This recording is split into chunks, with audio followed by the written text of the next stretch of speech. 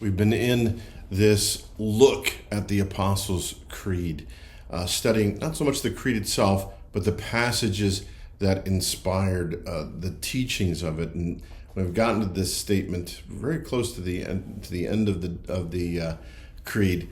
I believe in the resurrection of the body. We've looked at the resurrection already, the resurrection of Christ. What is this about? What is this claim that our bodies will be raised from the grave? It sounds a little crazy. It sounds maybe even a little bit ghoulish. Even the first century Jewish people debated about it. Pharisees believed in a resurrection. The Sadducees did not.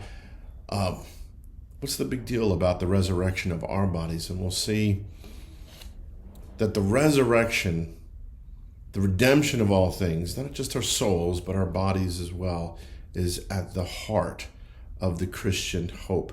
Let me read something from John chapter 11. Here's the story of Jesus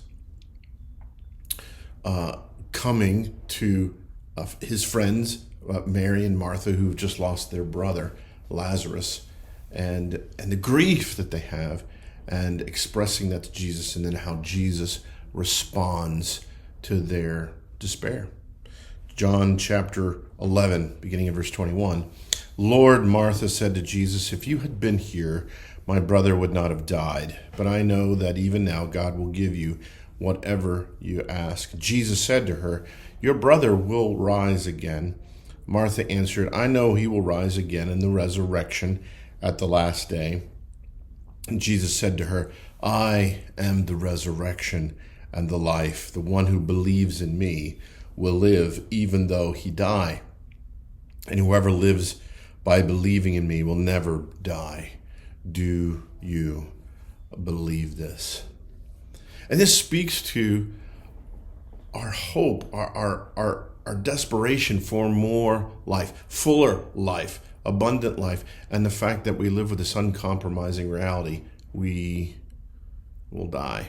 I saw this poignantly displayed in a movie from the 80s, and here I'm going to prove undeniably to you that at my heart I'm really a nerd. I'm going to reference the most influential science fiction movie of the last century, perhaps the most influential, Blade Runner.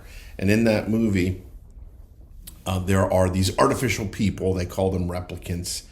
They're used as slave labor off-world on these colonies that humanity is building as a workforce, as military, but they're outlawed on Earth. And if they show up on Earth, they're to be, as they say, retired by law enforcement on site.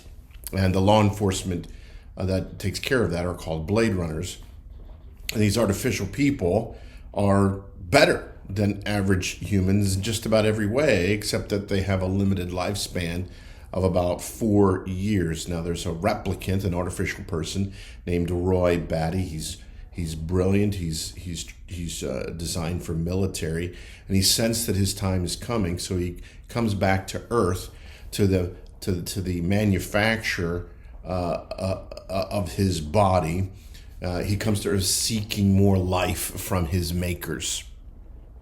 Harrison Ford plays a cop tasked with hunting down Roy Batty, and at the climax of this movie, a long confrontation, Roy Batty actually ends up saving Harrison Ford. And as Ford is lying helpless, Roy muses on his own mortality and his impending death. And he says to Harrison Ford's character, I've seen things you people wouldn't believe. Attack ships on fire off the shoulder of Orion. They're talking about the Orion Nebula. I watched C-beams glitter in the dark near the Tannhauser Gate. He's talking about the spectacle of life and his experiences.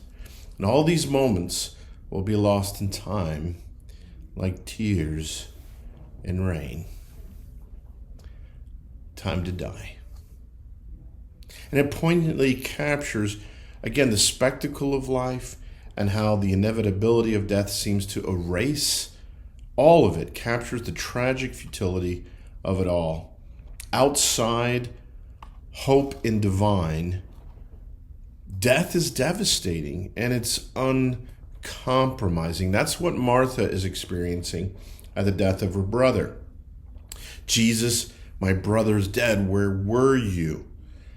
There's this defeat. And Paul even underscores that without resurrection, this defeat is a very powerful reality. 1 Corinthians 15, verse 12. But if it is preached that Christ has been raised from the dead, how can some of you say there is no resurrection of the dead? If there's no resurrection of the dead, then not even Christ has been raised. And if Christ has not been raised, our preaching is useless, and so is your faith.